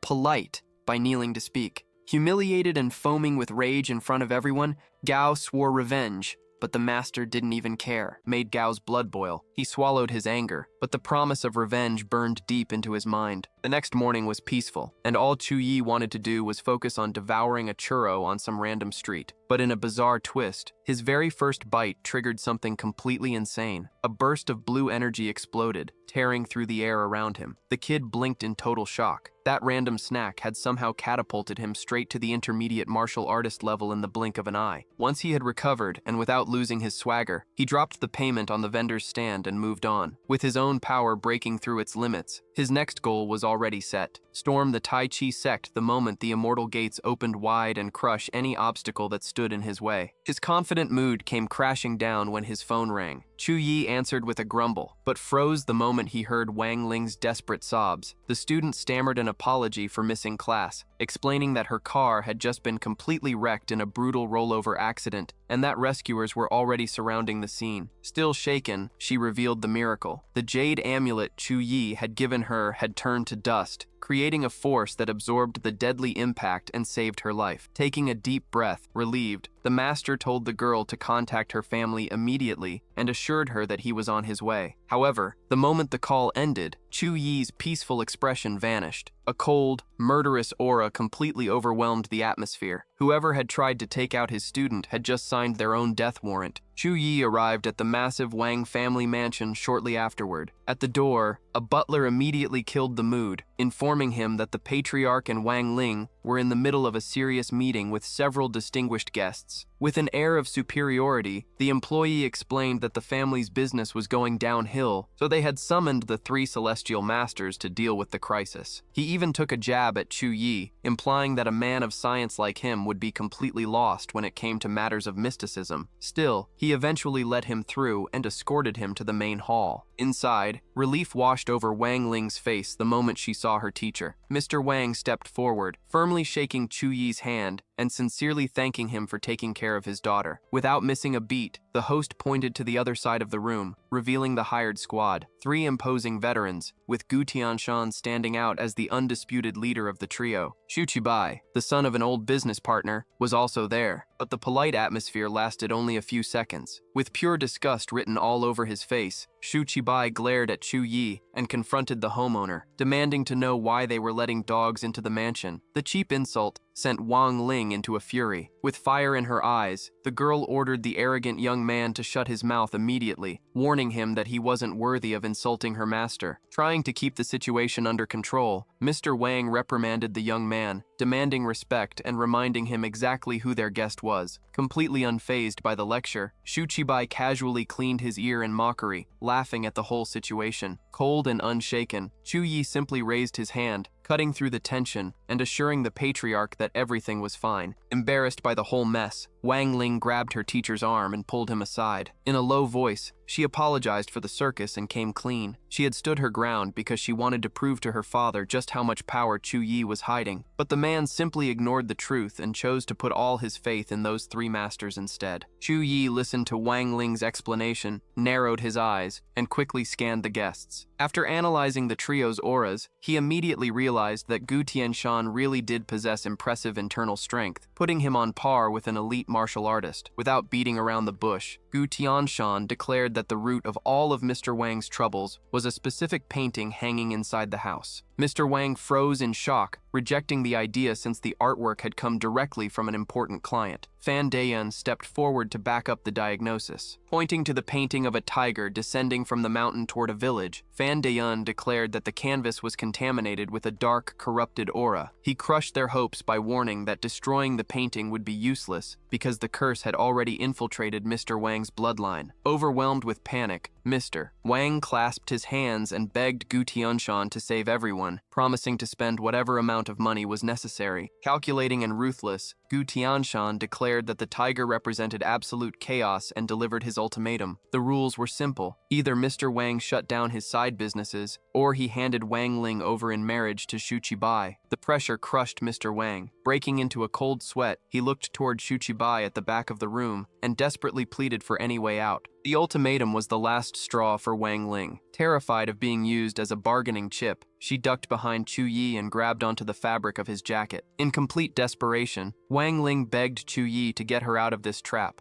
finally revealing the truth. She refused to accept the arrangement because Zhu Qibai was the son of Mr. Wang's biggest business rival. Chu Yi's patience finally ran out. Cutting through the charade, he confronted Gu Tianshan head-on, demanding to know if Gu Tianshan really thought everyone in the room was a bunch of fools. The insult hit deep. Gu Tianshan's eyes flashed with an intense blue light, revealing genuine fury. Taking it personally, Shu Qibai lost his temper and started shouting, demanding to know where Chu Yi got the nerve to disrespect Gu Tianshan. But with a deadly gesture, Gu Tianshan shut Shu Qibai down. Flaunting his superiority, Gu Tianshan declared that a teacher like Chu Yi could never understand their world, but demanded that he show proper respect for the supernatural. Unshaken by the threat, Chu Yi shot him a dark, defiant look. He raised the stakes and ordered Gu Tianshan to show his true level of power. Completely confident, Gu Tianshan stroked his beard and accepted the challenge. With an ironic smile and pure provocation, Chu Yi extended his hand, giving him the stage to put on his little show. The mockery sent Fan Dayan into a rage. Trembling with anger, Fan Dayan verbally attacked Mr. Wang, asking if this was all some kind of joke, and accusing Chu Yi of spitting in their faces and challenging their authority. Taking advantage of the chaos, Shu Qibai tried to manipulate the patriarch. Putting on a fake good guy act, Shu Qibai reminded him that he had only brought the team to the mansion to save Wang Ling's life. He then turned his attention to Chu Yi, tearing into him and mocking how useless a teacher could possibly be in the middle of a crisis this serious. Under pressure and sweating bullets, Mr. Wang swallowed hard and tried to calm things down by calling out to Chu Yi. Before the hall could turn into a battlefield, Gu Tianshan ended the argument. Closing his eyes with absolute calm, Gu Tianshan declared that words no longer mattered because he would crush all their doubts by showing his strength firsthand. To put an end to the discussion, Gu Tianshan declared that Chu Yi was completely out of his depth and knew nothing about the rules of this world of power. Gu Tianshan raised his hand and fired a deadly golden blast straight at the ceiling, shattering the crystal chandelier within seconds. The deafening crash silenced the entire room. Wang Ling froze, completely terrified by the source of such bizarre power. The private show continued without slowing down. Surrounded by the same golden light, Gu Tianshan rose from the ground and began to levitate. With his arms crossed and arrogance radiating from above, he looked down at Chu Yi, demanding to know if the teacher's stubbornness was finally gone. Fan Dayun and the other partner went wild, showering the master with praise over his insane level of power. Watching everything unfold, Mr. Wang broke into a cold sweat. His mind was spinning, completely convinced that Gu Tianshan was untouchable and that Chu Yi was only embarrassing himself by doubting him. Still surrounded by that radiant aura, Gu Tianshan ended the show. He told Chu Yi to know his place, warning him that what he had just witnessed was nothing more than a basic trick, and that he wouldn't waste his true celestial techniques on such a weak audience. Fan Dayun kept showering his boss with praise, practically worshipping him like a god. Riding the momentum, Shu Qibai decided to humiliate Mr. Wang. With a smug grin, the young man threw it in his face that his presence at the mansion was nothing but an act of charity. His ego through the roof, Shu Qibai bragged about being rich and highly sought after by countless women, declaring that he didn't care about marrying Wang Ling or taking over the Wang family's businesses anymore. Mr. Wang nearly ground his teeth to dust from sheer rage, but fear won out. The display of power made the patriarch blindly believe in the curse, leaving him terrified of losing the empire he had spent his entire life building. As cold as ice, Gu Tianshan delivered the final blow. The options were on the table, and the final decision belonged to the host. In complete panic, Wang Ling turned to Chu Yi, desperately begging him for any way out of this nightmare. The moment had come for Chu Yi to act. He pulled a bizarre copper artifact from his pocket, one that gave off a dark purple smoke. With an ironic smile, Chu Yi pretended to show respect and asked Gu Tianshan to examine the item. Trying to hide his greed, Gu Tianshan immediately belittled the piece, declaring that it was nothing more than useless metal corrupted by yin energy. The truth was that Gu Tianshan and his partners were practically drooling with envy. They knew the object was worth a fortune and possessed incredible power, but Gu Tianshan wanted to steal it without anyone noticing. Dropping the act, Chu Yi made his move. He placed the relic directly in front of the tiger painting and mocked them, asking who wanted to watch him crush the painting's curse using that very piece of copper. Desperation took over, and Gu Tianshan's mask finally slipped. Desperate to get his hands on the artifact, Gu Tianshan unleashed his golden aura at Chu Yi, using the flimsy excuse that the item would make the curse even worse and had to be confiscated. Unshaken, Chu Yi didn't take a single step back and exposed the whole rotten scheme. Looking directly into Gu Tianshan's eyes, Chu Yi accused him of being the mastermind behind all the chaos. He connected the dots out loud. The bad luck, the incidents involving spirits, the haunted painting, and Shu Qibai's blackmail were all part of a dirty scheme targeting Wang Ling. The bombshell exploded across the hall, but Mr. Wang, still blinded by the flashy display of power from earlier, snapped at Chu Yi. He defended Gu Tianshan with everything he had, shouting at Chu Yi to stop making up lies. Leaving Mr. Wang to rant, Chu Yi made the copper artifact levitate in midair, pulsing with dark, deadly energy. In a cold voice, Chu Yi told Mr. Wang to use his head and think about who would truly profit if the Wang family were wiped off the map. Without waiting for an answer, Chu Yi declared that he was going to tear this entire scam apart right then and there. Watching his $1,000,000 score slip away, Gu Tianshan panicked and activated a magical seal with his hands, charging forward with everything he had to stop Chu Yi before it was too late. Gu Tianshan's mask finally fell completely, and he lost it. Furious that his scheme had been exposed, the old man vowed to show them the true power of a master. He brought his hands together, unleashed a spell, and summoned a colossal fire serpent that tore through the hall, roaring straight toward Chu Yi. But the teacher didn't even blink. Amused by that pathetic excuse for a fireball, Chu Yi called Gu Tianshan an ant and canceled the attack in the same instant with a quick flash of light. Destroying the spell triggered an insane backlash. The fake master spat blood, completely losing it as he realized his deadliest attack had been snuffed out as easily as blowing out a candle. Taking control of the battlefield, Chu Yi concentrated a devastating blue-white aura in his hand, his eyes filled with deadly intent. That glow was enough to send Gu Tianshan into a panic. Recognizing the legendary technique, the veteran stumbled backward in terror and screamed when he realized that the young man standing before him belonged to the monstrous Tai Chi sect. The blast sent Gu Tianshan flying into the mansion's doors. The con man's ego vanished instantly. Thrown to the floor and cornered, he crawled on his knees, begging for forgiveness and pleading with Chu Yi to spare his life. Completely unmoved, the teacher simply stared at him with disgust, making it clear that playing with other people's lives came with a heavy price. With nowhere left to turn, Gu Tianshan resorted to blackmail. He used the Celestial Association as a shield, threatening that if he died there, Chu Yi would become the organization's most wanted man. Trembling, one of Gu Tianshan's partners stepped in to reinforce the bluff. He even admitted to the entire scheme, but warned that the faction wouldn't just destroy the teacher, they would also crush the Wang family until they lost everything and were forced to flee south. The mere mention of the Celestial Association froze the entire room. Terrified, Wang Ling quietly warned Chu Yi about an untouchable monster who commanded the faction, fearing that her teacher was digging his own grave. Meanwhile, Gu Tianshan secretly celebrated as he wiped the blood from his mouth. The con man was convinced his threat had worked and was already plotting his revenge, focused solely on surviving long enough to destroy the kid someday. But Chu Yi had no patience left. Instead of backing down, he slammed his hand across Gu Tianshan's face with a devastating slap, making the old man spit up even more blood. Leaving Wang Ling completely stunned, the teacher declared that he wasn't afraid of that so-called association, and that he would personally go to their headquarters and wipe them all out. Without giving him a chance to breathe, Chu Yi grabbed the fake master by his clothes and delivered another brutal blow to his face. The punishment wasn't without reason. It was payback for the driver's death in the car crash and the cowardly plan to wipe out the Wang family. With his face battered, crying and trembling, Gu Tianshan finally gave up and crawled around begging for mercy. Chu Yi wiped his hands in disgust and delivered his final warning. One more wrong move, and the old man would be erased from existence for good. Once released, the con man ran out of the mansion as fast as he could. With the cleanup done, Chu Yi turned away from the door and focused on Fan Deyun. Reading his partner's aura, the teacher gave him the truth. The man had a short temper, but he wasn't rotten to the core. The advice was simple: stay on the right path from now on, or darkness would consume him. The warning immediately triggered something inside Fan Deyun. A massive surge of energy tore through his body, and he froze as he realized his abilities had just taken a monstrous leap forward. Overwhelmed by the sudden breakthrough, he dropped to the floor and practically worshipped Chu Yi for the miracle. With no fortune to offer as payment, he handed the master a VIP gold card from his son's restaurant, giving him free food for life as a token of his gratitude. Fan Deyun trembled as he handed over the Zijin Pass. He knew exactly how valuable it was, the ultimate key to the Fenghua Group empire, with only 3 people in the entire province possessing one. Chu Yi casually slipped the card into his pocket, said he'd stop by sometime, and sent him on his way. Meanwhile, Shu Qibai dropped to his knees. Terrified by the teacher's overwhelming power, he begged for his life. Chu Yi had no patience for his cowardice. He raised his hand and fired a deadly purple blast, turning the wall beside him into dust. Pointing at the destruction, he made it clear that crushing bones would be just as easy. Then he gave Shu Qibai his final warning. Run home and tell the Shu family they were permanently banned from Chingle City. Impressed and blushing, Wang Ling broke the tension by calling her teacher a monster. Trying to hide his embarrassment, Chu Yi insisted he was just a genius on Einstein's level and told her to give him some space. But completely smitten, Wang Ling ignored the warning and confessed that Chu Yi had surpassed every other person she admired and now sat at the absolute top of her list. Meanwhile, miles away in Zhujiang, Gu Tianshan returned with his face completely battered, leaving one of his bald allies stunned. The fake master was feared throughout the region, so seeing him beaten like this was almost unbelievable. Furious, Gu Tianshan shouted that he'd been beaten by nothing more than a teacher from number 3 high school. He demanded Chu Yi's head, and the bald man immediately promised revenge by the next day. But beneath the surface, it was mostly calculation. The real target of his flattery was Gu Yaoshan, Gu Tianshan's terrifying father, and this was the perfect opportunity to earn the family's favor. The rest of the day passed peacefully until Chu Yi finished work. On his way out, he ran into Wu Lai, who was in a great mood. With her paycheck finally in the bank, she told him to pick the restaurant and offered to pay for dinner to celebrate payday. The celebration turned into panic when Chu Yi picked the Fenghua restaurant. Wu Lai's eyes went wide, accusing him of trying to destroy her bank account on the very first night and joking that the master was still unbelievably cheap. Before they could even enter, a random employee in a suit tried to stop them, arrogantly warning them that the prices were outrageous and telling them to leave if they couldn't afford it. Things got even worse when Professor Zhou and a bespectacled man showed up at the entrance. Zhou immediately mocked Chu Yi for showing up with a different girl than the day before, while her companion sneered at him and told him to find a street food stall that fit his budget. While Wu Li awkwardly scratched her head, a receptionist stepped in and politely asked if they had a reservation, explaining that the restaurant was completely packed. The man with glasses laughed, mocking Chu Yi for even trying to get inside. Calm and unfazed, Chu Yi pulled the gold card from his pocket and simply asked whether it was enough to get them a table. The receptionist went pale the moment she recognized it. The Zijin VIP Pass, the highest and most exclusive access card in the entire Fenghua Empire. Wu Lei finally realized just how much status her friend actually had. Her attitude changed instantly. She bowed respectfully, cleared the way, and personally escorted them inside as if royalty had arrived. Left standing on the sidewalk, Zhou and her companion could only stare in disbelief after being completely humbled. Trying to save what little pride remained, the bespectacled man asked Ruri to forget the incident so they wouldn't ruin their night. But karma hit immediately. The receptionist stopped the couple and informed them that the luxury private room they had reserved had just been reassigned, leaving them with a table in the lower dining hall instead. Manager Qian Yang exploded over the change. Furious, he adjusted his glasses and confronted the receptionist, demanding respect and reminding her that he had reserved the Plum Blossom room in advance. The employee shut him down without hesitation, explaining that the room now belonged to the two men and suggesting that the executive ask them for permission or go eat somewhere else. When Qian Yang discovered that Chu Yi and Wu Lai were the ones who had taken the room, the color drained from his face. Losing control, he pointed at Chu Yi and shouted that he was the head of the Wanrong group, refusing to accept being humiliated like this. The receptionist didn't back down. With a stern expression, she ordered the executive to leave the restaurant immediately or she'd call security. Furious, Qian Yang accused Chu Yi of being nothing more than a broke nobody. Her response hit him like a punch. The receptionist mocked his ignorance, revealing that Chu Yi carried the legendary Zijin card and that even Boss Hong treated him with the utmost respect. As the manager struggled to process something his mind refused to believe, the door opened, revealing familiar faces. The bald executive and the woman who had been with him earlier had arrived. The blood drained from both their faces the moment they spotted Chu Yi. Reality hit hard. The untouchable monster they had challenged earlier was the exact same man sitting inside the restaurant. Panicking, the woman lunged at Qian Yang's companion, grabbing her by the throat and ordering her to shut up before she got everyone killed. Pale and trembling, the bald man turned to Qian Yang and delivered the night's harshest warning. The manager had narrowly escaped death, and provoking Chu Yi again was the fastest way to end up in a grave. Without wasting another second, the pair rushed to Chu Yi's table and dropped into a deep bow. With trembling voices and sheer terror in their eyes, the bald man pleaded, "Professor Chu, please forgive us for our arrogance earlier. We had no idea who we were dealing with. Please spare us." Qian Yang froze. It finally clicked when he remembered that these executives carried enough influence to rival Boss Hong himself, and Hong treated Chu Yi like royalty. A chill ran down the manager's spine as he realized he had just picked a fight with someone completely untouchable. Trying to salvage the situation, Ruri moved closer with a fake smile, calling the group a bunch of lunatics and trying to drag him away to eat somewhere else. But the executive's reaction hit her like a punch to the gut. Stressed and terrified of losing everything, Qian Yang snapped. He broke up with her on the spot and ordered her to get out of his sight, furious that her foolishness had nearly gotten him killed. Left standing on the sidewalk, Ruri lost it, screaming that her ex had lost his mind for being afraid of some mere trainee teacher. The receptionist didn't hesitate. She stepped in and coldly kicked the woman out, telling her to leave if she wasn't going to order anything. Alone and consumed by resentment, Ruri stewed in hatred, blaming Chu Yi for destroying her rise through high society. What she didn't know was that someone was watching her. From the shadows, a bald man with a goatee, dressed in traditional robes, smiled sinisterly. Seeing the hatred pouring out of her, he declared that he'd found the perfect pawn to use against the teacher. As Ruri disappeared down the street, cursing under her breath, the observer agreed with Gu Tianshan's assessment. Because Chu Yi was young and had only recently entered the path of cultivation, there were still plenty of weaknesses they could exploit to destroy him. Inside the restaurant, the mood was completely relaxed. Wu Lai spread a handful of VIP cards across the table, laughing as she demanded the truth. "Brother Chu, come on, what's your real status? Even those big shots were terrified of you." Still chewing with complete boredom, Chu Yi answered sarcastically that he was nothing more than a trainee teacher struggling to pay his bills. Wu Lai burst out laughing at his act, commenting that he'd caused quite a stir. Then she casually added that Wang Ling would probably be tearing her hair out with regret if she knew how powerful her former teacher really was, especially now that she'd become a celebrity. Hours later, under the cover of night, Chu Yi walked home alone after saying goodbye to his friend, focused on refining his internal energy. The silence was shattered by a furious scream. "Chu Yi, you bastard!" He turned around and found Ruri surrounded by corrupted purple energy. Her eyes were bloodshot, and hatred consumed every inch of her. She blamed him for ruining her life, screaming that her boyfriend had dumped her and that everything had fallen apart because of him. Blind with rage, she lunged forward with deadly intent. The commotion attracted two armed thugs, who appeared in the alley with disgusting grins, immediately eyeing the vulnerable woman and looking for an opportunity to take advantage of the situation. One glance was enough for Chu Yi to realize what was happening. The thugs' minds had been tampered with by a cultivator, proving that whoever was pulling the strings behind the scenes was playing for real. Desperate to destroy Chu Yi's life that very night, Rory threw the last shred of sanity out the window. She made a filthy bargain with the thugs, offering herself in exchange for one favor: killing Chu Yi. Consumed by the dark energy, the thugs eagerly accepted and turned all their weapons toward him. As the degrading scene unfolded, Chu Yi realized he needed to track down the mastermind behind the brainwashing as soon as possible. He silently swore to find whoever was responsible and take them down before the situation spiraled completely out of control. The chaos gained a new witness when a young man in a dress shirt came running into the alley, angrily shouting at the criminals to back off and stop what they were doing. Recognizing the newcomer, Chu Yi identified him as Guo Panlei, the heir to Zhujiang's public security chief and a future disciple who had unexpectedly crossed paths with him. Hidden in the shadows, the enemy cultivator narrowed his eyes when he recognized the newcomer. He saw this as the opportunity of a lifetime, knowing that failure would get him banished from the Jiangnan headquarters. Filled with murderous intent, the hidden manipulator raised his hands, surrounded by purple smoke, and unleashed a curse meant to kill the young man instantly. Guo Panlei stepped in front of Chu Yi to protect him, ordering the teacher to run straight to the police station while he held the attackers off. But his courage didn't last long. The controlled thugs struck him with a brutal blow, making him spit blood as the violence erupted around them. Clutching his crushed ribs in agony, Guo Panlei shouted in disbelief that those guys felt like they were made of concrete. A cold voice mocked him, reminding him that they were completely surrounded. Nearby, Rory continued screaming curses at Chu Yi, wishing him straight to hell. Ignoring her tantrum, the teacher simply gave her a sarcastic smile and called her an idiot. Guo Panlei desperately shouted for Chu Yi to get out of there, but the protagonist took complete control of the battlefield. Wrapped in blue lightning and pure spiritual energy, Chu Yi sarcastically teased his ally, wondering what Director Guo would think if he saw his elders getting beaten up, then challenged the hidden enemy to come out of hiding. The bluff lasted only seconds. The bald, goateed cultivator stepped out of the shadows and landed heavily, striking an arrogant pose as he scolded Chu Yi for disrespecting an elder. Overflowing with rage and surrounded by a poisonous purple aura, the old man invoked the Tianqi Association to intimidate him before preparing his final attack. Without losing his composure, Chu Yi mocked the Tianqi Association, asking if the clan really thought it could hide the truth forever, and questioning whether this so-called master was the real deal or just another fraud. Enraged that someone he considered a mere mortal would dare disrespect him, the elder decided that killing Chu Yi quickly would be too easy. Instead, he chose to torture him for his insolence. With his claws covered in corrupted purple energy, he lunged forward. Chu Yi didn't take a single step back, meeting him with an ironic smile. Turning the battle around with explosive fury, Chu Yi charged forward, promising to crush his opponent in fewer than 10 moves. A devastating barrage of attacks swept the thugs and Rory away in a deafening explosion. The elder froze, his eyes widening at Chu Yi's monstrous speed, before desperately launching a colossal ball of fire. Ignoring the danger, Chu Yi simply extended his hand, stopping the flames in midair and absorbing the entire fireball into his palm without breaking a sweat. Looking at the old man with complete boredom, he mocked him, asking if that was supposed to be some kind of cheap barbecue trick. The realization hit, and panic consumed the enemy cultivator. Trembling and stammering, he realized that no ordinary martial artist could possess this level of power. He knew his only option was to run for his life, but his escape lasted barely a second. Chu Yi intercepted him with a deadly glare and unleashed a precise strike that engulfed the enemy in flames, making him howl in agony. With one final taunt, Chu Yi told him to send his regards to the Tianqi Association before turning around to help his ally. Kneeling beside Guo Panlei, Chu Yi lightly tapped the young man's face to bring him around, telling him to stop freaking out because the threat had already gone up in smoke. He advised the young man to stay out of this mess and stop digging his own grave because the situation was far beyond his level. Before disappearing into the night, Chu Yi dropped one final clue. The mastermind was already dead and turning to ash in the desert to the east. He told Guo Panlei to inform his father that the bill would come due the next day. As Guo Panlei slowly got back on his feet, wondering how this young man knew the public security director and deciding to escalate the case to a secret division, the scene shifted to the headquarters of the Tianqi Association. Inside, the organization's higher-ups were overflowing with arrogance, convinced that even a martial master would be crushed by their influence. They eagerly awaited their envoy's triumphant return, ready to celebrate. At the Tianqi Association headquarters, the leadership raised their glasses, toasting to the insolent young man's inevitable death. The celebration was interrupted when Ye Tianxi walked through the gates, greeted by applause and cheers from everyone who assumed the mission had already been completed. Walking through the courtyard with one of his allies, Ye Tianxi grumbled that taking down that brat had required an insane amount of effort. He cursed the kid's arrogance and vowed to return with serious reinforcements and wipe him out for good next time. But the boasting died in his throat. Red, burning marks suddenly appeared all over Ye Tianxi's body. Terrified, he screamed for help just before chunks of his flesh erupted into violent flames in front of his frozen companions. From the floating ashes, Chu Yi's signature appeared in the air, leaving everyone with the horrifying realization that the protagonist was operating on an entirely different level. As the night dragged on, Guo Panlei arrived home battered and exhausted. He told his parents he was going straight to bed, casually mentioning that a powerful young man had sent his regards and promised to collect on his homework the next day. His father, the head of Zhujiang's public security, froze with wide eyes. He recognized the description immediately and desperately asked whether his son had encountered his true master, demanding to be taken to him at once. As Guo Panlei explained everything that had happened, his father slammed his fist on the table in anger after learning that his master had been dragged into the mess. He reprimanded his son and reminded him that Chu Yi valued his privacy and worked as a teacher. Guo Panlei promised to keep his mouth shut, privately wondering how insane it would be to have a weapon of mass destruction like that working for the government. With Ye Tianxi's coffin sealed, the Tianxi Association was completely shaken. They had no idea how powerful Chu Yi truly was and decided it was safer to keep their distance from someone they had previously dismissed as an insignificant bug. Focused on advancing his cultivation, Chu Yi planned his next move: use Fan Hong's influence to enter the underworld and hunt down rare treasures and resources to strengthen himself. Driven by the brutal memories of his past life, he made a vow. The people who had once trampled and humiliated him would soon be begging for death. The next day, Chu Yi returned to school for his usual inspection. He remembered the message Qin Ran had sent him the night before, but his thoughts were interrupted by a bespectacled man who stopped him with a cryptic warning about the traps of fate and the dangers surrounding peach blossoms. After thanking the man for the warning, Chu Yi headed to the computer room. As he worked at the screens, a sweet fragrance filled the room, and Luo suddenly appeared out of nowhere. Chu Yi immediately closed his tabs and silently cursed her for walking in without knocking. Luo gave him a teasing smile, joking about how quickly he'd tried to hide his browsing history. Leaning against the desk, she claimed that after analyzing him carefully, she'd concluded he was a complete outlier, not as handsome as the rich playboys, broke as hell, and impossible to figure out. The insult hit hard, making Chu Yi grit his teeth and tell her to shut up. Trying to change the subject, the teacher attempted to steer the conversation elsewhere, but the girl went straight for the heart of the matter, asking whether he still hadn't realized that she had fallen for him. Trying to maintain his dignity, Chu Yi cleared his throat and attempted to escape by bringing up their age difference and the teacher-student relationship. Luo completely ignored his arguments, reminding him that she was already an adult and that he had barely graduated from college himself. Red-faced and cornered by her persistence, Chu Yi played his final card. He claimed he was already taken. Suspicious and clearly unconvinced, Luo crossed her arms and demanded to know who his rival was, bragging that there wasn't a woman on the planet who could compete with her. In his head, Chu Yi simply joked that his true love was in the celestial realm and infinitely superior. Annoyed, Luo accused him of making up stories, insisting she'd sensed from the very beginning that their souls were somehow on the same wavelength. Their argument was interrupted when the door opened. A pink-haired teacher stepped inside and greeted Luo warmly. Looking at his co-worker, Chu Yi felt his face burn with embarrassment, secretly praising her intelligence and elegance to the point that he'd nearly lost his mind over her just moments earlier. Taking advantage of the moment, the pink-haired teacher extended an invitation, asking if he was free that evening to accompany her to a Fenghua group reception focused on the textile industry. Chu Yi immediately remembered Fan Dayan's invitation to an event at his house. Not wanting to create an awkward situation, he told her to go ahead and promise to meet her there later after getting the address. The invitation clearly made her happy, and she thanked him warmly. Hours later, after sunset, Chu Yi headed toward a wooded area to channel his energy beneath an ancient banyan tree. But his peaceful plan was ruined when he stumbled upon a disturbing scene in the darkness. A bizarre group, led by a man wearing a cap and glasses alongside a red-haired woman also wearing glasses, appeared to have Qin Ran cornered while a thug aggressively tried to grab her. As Chu Yi focused on the scene, his eyes widened in shock. The woman being harassed was Chin Ran. The tension instantly skyrocketed, and the chaos was about to erupt all over again. While the group mocked the situation and the cap-wearing leader bragged about his strength, ordering his men to torment their captive, Chu Yi's patience finally ran out. Without making a sound, he dropped from the shadows behind the man in the cap, grabbed him by surprise, and hurled him into the air with a single move, sending the attacker flying away while screaming in terror. The remaining thugs completely lost it, screaming death threats as they charged in to beat Chu Yi down. But his response was merciless. A series of lightning-fast, perfectly calculated kicks slammed into their faces and stomachs, dropping the bullies instantly with heavy thuds. With the threat neutralized and the cowards stumbling away, Chu Yi knelt beside Chin Ran, who was silently crying, and asked what had happened. Carrying an unconscious Chin Ran, the teacher shook the red-haired principal awake, grumbling that he had no idea where she lived. With no other option, he took her back to his own apartment for the night. After settling her into bed, Chu Yi replayed the day's insanity in his head. Luo's confession, Professor Tan's invitation, and finally rescuing the principal from that nightmare. Feeling the cold air from the AC, he pulled the blanket over her, but accidentally tugged too hard, revealing part of her torn clothes. Chu Yi immediately panicked, his face turning bright red and his nose starting to bleed. He scolded himself and rushed into a cold shower to clear his head. Hours later, after drying his hair, he assumed his guest would sleep until morning, but when he opened his eyes, he froze. Chin Ran's clothes were scattered across the bedroom floor, leaving him completely baffled. The rest of the night became a battle to keep his composure. After seeing the mess on the floor, Chu Yi needed another freezing shower just to keep his mind under control. At 6 in the morning, Chu Yi was meditating in the living room when he remembered that he needed to wake his guest. Carefully turning the doorknob, he found Chin Ran already awake, adjusting her glasses while wrapped only in a bedsheet. Clearing his throat and softening his tone, the principal looked at her savior and thanked him for rescuing her, apologizing for how harshly she'd treated him in the past. But when she noticed his gaze lingering, her expression immediately hardened. Rolling her eyes, she thought bitterly that all men were the same. The truce lasted only seconds. Feeling vulnerable and misreading the situation, Chin Ran exploded, accusing her host of being a shameless pervert. Chu Yi immediately denied disrespecting her and pulled out his trump card, a security camera in the bedroom that could prove his innocence. When they checked the footage on his phone, the truth came out. The recording showed Chin Ran sleepwalking the night before. Her face turned scarlet with embarrassment. Chin Ran quickly got dressed, tried to hide her shame, and sternly demanded that Chu Yi delete the video and never mention the incident again. Once she'd calmed down and wanted to forget the whole disaster, she asked whether the school was close enough for them to walk there together. Chu Yi offered to buy her some street food to help with her hunger, and the two headed toward the school gates. Chin Ran's stomach immediately betrayed her with a loud growl, destroying any chance of pretending she wasn't hungry. With a knowing smirk, Chu Yi asked whether she'd made any enemies lately. She gave him a flat denial. Calling her a terrible liar, Chu Yi teased her, but promised he'd be ready to watch her back. Hours later, outside the principal's apartment, Chu Yi invited himself to the thank you tea for rescuing her the night before. Rolling her eyes, Chin Ran reluctantly let him in on one condition. He had to leave as soon as he finished his tea, but the tea break lasted only seconds. The moment he entered the living room, Chu Yi lunged straight for a stuffed teddy bear and ripped open its stomach with surgical precision. Thinking her guest had completely lost his mind, Chin Ran demanded an explanation. Her anger vanished when Chu Yi crushed a tiny listening device between his fingers. With a serious expression, he revealed the truth. Dangerous professionals were targeting her and had even followed her all the way to her door that morning. The revelation left Chin Ran shaken, and she finally explained why she was being hunted. During her research into biopharmaceuticals overseas, she'd stumbled upon a revolutionary formula capable of curing cancer and reversing aging. Since her late father was the only person she trusted, she'd kept the project hidden, even becoming a school principal to throw off the corporate forces willing to kill for the technology. After weighing the risks, Chu Yi made his decision. That patent had the potential to turn Huasheng Group into a global empire. Unlimited money would attract predators, and he warned her that the people coming after her were extremely dangerous. Without missing a beat, he offered to become her personal bodyguard, using his experience as his qualification. Annoyed by his audacity, Chin Ran threw the remains of the teddy bear at his face and kicked him out of the room so she could get dressed in peace. Elsewhere, a masked man examined fresh paparazzi photos showing the heir to the great Huasheng Group walking closely beside an ordinary-looking young man. He found the situation hilarious, imagining the chaos that would erupt if Zhao Tianming, the untouchable king of Zhujiang's elite, and a figure even more powerful than Fan Hong ever laid eyes on those pictures. Determined to move the pieces on the board, the masked man confirmed that he would attend the gala that night. The scene cut to the grand facade of Yulong Resort, where Chu Yi stepped off a city bus in an immaculate suit, ready to attend the event. The first obstacle came immediately. 2 security guards confronted him at the entrance, sneering at the fact that he'd arrived by public transportation at an exclusive party filled with luxury cars. When they demanded his invitation, Chu Yi gave them the most outrageous answer possible. The owner himself had begged him to come. Suspicious. The guards called their superior to verify his claim. The response came instantly. Chu Yi was to be given full access and treated like royalty. As he entered the main ballroom, Chu Yi was welcomed with full honors. He soon spotted a stunning woman dressed in black, who smiled with relief when she saw him and admitted she'd almost given up on him showing up. Inside the lavish Yulong Resort ballroom, Chu Yi remained calm beside the pink-haired teacher, Tanyu, playfully teasing that turning down the company of a goddess would be a crime. The peaceful mood collapsed when Xu Rong, dressed in an expensive suit and overflowing with arrogance, marched toward them. With a scowl, Xu Rong demanded to know why Tanyu was associating with someone like Chu Yi, threatening to break the outsider's legs and asking whether she wasn't afraid of the consequences of her insolence. Tanyu didn't back down. She told him to mind his own business, making it clear that she chose her own company without asking anyone's permission. Furious, Xu Rong pointed directly at Chu Yi and ordered him to stay away from Tanyu, or he'd lose all 4 limbs, promising to settle the score after the party ended. With a smirk, Chu Yi mocked the threat, comparing himself to a piece of meat every hungry stray dog wanted. A few yards away, Chen Junhao watched the spectacle with several high-ranking figures, including Mo Yi, Zhujiang's untouchable textile tycoon. Chen Junhao laughed at the commotion, finding it pathetic that people he knew were wasting their time on a nobody like Chu Yi. Beside him, a socialite piled on, claiming the young man wasn't even worth the cheap jewelry he was wearing and calling it insulting that Tanyu would give a beggar like him any attention. Mo Yi gave a cold smile and delivered his verdict. Anyone foolish enough to compete with him for Tanyu was already a dead man walking. Leaving the group, the tycoon crossed the ballroom straight toward his target, invading Chu Yi's personal space and pointing at him with authority. He unleashed his anger, blaming the teacher for Zhou Ru's dismissal and claiming that his subordinate had done nothing but obsess over Chu Yi, with hatred ever since the incident. He demanded an explanation before turning to Tanyu with a fake, gentlemanly attitude, sarcastically claiming that the only reason he'd even attended the reception was because of her. Annoyed by the invasive approach, Tanyu glared at Mo Yi and called him out for his lack of manners while she was talking to a friend. Ignoring her reprimand, Mo Yi looked Chu Yi up and down with disgust, asking if this was the so-called friend, and ordering the outsider to leave because he was nothing but a complete nobody. Holding his glass casually, Chu Yi fired back with surgical precision. He called Mo Yi shameless for pretending not to notice that Tanyu was rejecting him right to his face, comparing him to a clown spouting nonsense in front of an entire audience. Without missing a beat, Chu Yi stared at the tycoon and asked if Mo Yi was really his name, joking that it even contained the character Yi and suggesting he change his name because he wasn't worthy of carrying it. The audacity froze the entire ballroom. Guests whispered nervously, wondering whether the kid had completely lost his mind or would be fed to the crocodiles before midnight. Watching from the sidelines, Chen Junhao wore a sinister smile. He had planned to use Zhao Tianming to crush his rival, but realized Mo Yi's blind rage would do the job even better. He knew the tycoon's mind had become unstable after he'd been forcibly sent into the military for a year following a pointless fight in the past. Overwhelmed by murderous rage after being publicly humiliated, Mo Yi finally snapped. Gesturing wildly, he shouted that nobody in Zhujiang had the guts to treat him like that after his triumphant return from a year in hell. He pointed furiously at Tanyu and threatened her, promising to make her entire family kneel before him and forcing her to marry him if she continued refusing him. The breaking point came when Mo Yi completely lost control and threw a brutal punch at Chu Yi. With supernatural ease and absolute boredom, the protagonist dodged in an instant and delivered a devastating kick straight to the tycoon's chest. The impact was catastrophic. Mo Yi flew backward across the ballroom, smashing through pillars and luxury furniture in a deafening collision that left the entire elite crowd in complete shock. Supported by his lackeys, Mo Yi gritted his teeth so hard they nearly cracked, swearing under his breath that he would tear Chu Yi apart the first chance he got, while the blonde young man beside him tried to calm him down. The truce didn't last long. Event staff soon surrounded the protagonist. A waiter and 2 security officers blocked Chu Yi's path, demanding either a bank statement or an invitation stamped by an influential dynasty, barking that nobodies in cheap clothes had no place in a luxury venue like this. While Tanyu stood beside Chu Yi, blaming herself for the mess, he remained completely unfazed. He took her hand to steady her and assured her that the whole circus was nothing more than cheap entertainment. Across the ballroom, Chen Junhao watched with a mocking smile, annoyed that he hadn't gotten to see his rival beaten worse, but only growing more hateful as he called Chu Yi a complete piece of trash. The entire situation changed in an instant when a gray-haired patriarch in traditional formal wear cut through the ballroom. The moment he laid eyes on Chu Yi, the veteran froze, his pupils shrinking in sheer terror. The gray-haired patriarch pushed past the security guards and, with a trembling voice, lashed out at Mo Yi, demanding to know if the idiot had lost his mind for trying to break Professor Chu's legs. Pale as a ghost and groaning in pain, Mo Yi stammered in confusion, horrified to see the patriarch spitting furious words in their defense. The veteran roared that if the young man weren't a close ally, Mo Yi's entire family would have already been wiped off the map. He mocked Mo Yi, saying that spending years in the military clearly hadn't cured his stupidity, and warned that he would take the matter directly to his father. Turning toward Chu Yi, the patriarch bowed deeply in the ultimate show of respect, apologizing for the embarrassment and inviting Chu Yi upstairs for a private conversation. Chu Yi accepted, but first offered Tanyu a ride. She declined, preferring to drive herself home. Leaving the ballroom, Chu Yi followed the host into the restricted area. Hidden among the columns, Chen Junhao clenched his lips in rage, watching his hatred boil over as he realized his rival had once again walked away from a deadly trap without a scratch. Once they were settled in the VIP room, the conversation took a completely different tone. The gray-haired man, Fan Hong, listened as Chu Yi laid out his plans for Zhujiang with absolute authority, took responsibility for the previous night's operation going wrong. He confessed that their secret investigation had been exposed, costing the lives of more than 100 trusted men. Listening to the confession, Chu Yi silently realized that he'd uncovered secrets that even the powerful Chu family and Fan Hong himself would never have been able to track down alone. Apologizing for the chaos, Mo Yi promised to cover all the damages before turning away. Fan Hong waved off his apology and revealed that, despite the failure, his underground investigation had uncovered valuable information from an old informant. He looked at Chu Yi and asked whether his mother's maiden name was Dawn. The mention hit Chu Yi like lightning. Memories came rushing back, and he remembered his father affectionately calling her Xiao Hui. Fan Hong continued, explaining that the old man had once been the landlord of Chu Yi's parents, even before Chu Yi was born, and that the secret had come to light by pure chance. Before he could ask for the professor's thoughts, a sudden burst of blue energy exploded around Chu Yi. Clutching his forehead with his eyes wide, the young man dropped to his knees and blurted out, "It was them." As the aura crackled through the air, the bald man beside them jumped in shock, demanding to know what had triggered the explosion. With his eyes burning with determination, Chu Yi fired back, asking how many major families controlled Beijing. Fan Hong immediately listed the untouchable elite, the Luo family, the Li family, the Long family, and the Tang family. Fan Hong's face went pale at the mention of the Tang family. Stammering, he explained that those 4 powers weren't merely wealthy and influential dynasties, they were the spiritual pillars of all Huxia, untouchable by definition. Unfazed, Chu Yi coldly argued that in modern-day China, only a handful of forces would have the power to wipe out the Jiangnan Chu family overnight. Eliminating the other suspects, he concluded that the trail could only lead to the Tang family. A sly smile appeared on his lips as he realized that he carried the blood of that imperial dynasty in his veins. Fan Hong was stunned as he pieced it together. This seemingly ordinary country boy was actually an heir of the Chu family and a direct descendant of the prestigious Tang family of Beijing. He finally understood how someone so young could possess such terrifying power. Swallowing hard, the patriarch concluded that, given Chu Yi's current standing, he would never allow him to participate in the tournament scheduled for the following day. Dismissing Fan Hong's concern, Chu Yi smiled lightly and told him to relax, claiming that the Chu and Tang clans existed in completely different worlds and meant nothing to him. Fan Hong argued that their opposition was monstrous and wealthy enough to hire legendary masters. Crossing his arms, the protagonist simply smirked and asked whether some so-called grandmaster could really stand against his blade. The meeting was cut short when a red-haired woman in a sharp white blazer and red skirt pushed open the door. Introducing herself with a fox-like smile, she said, "Hello, Professor Chu. I'm Wang Shua, a representative of the Fenghua group."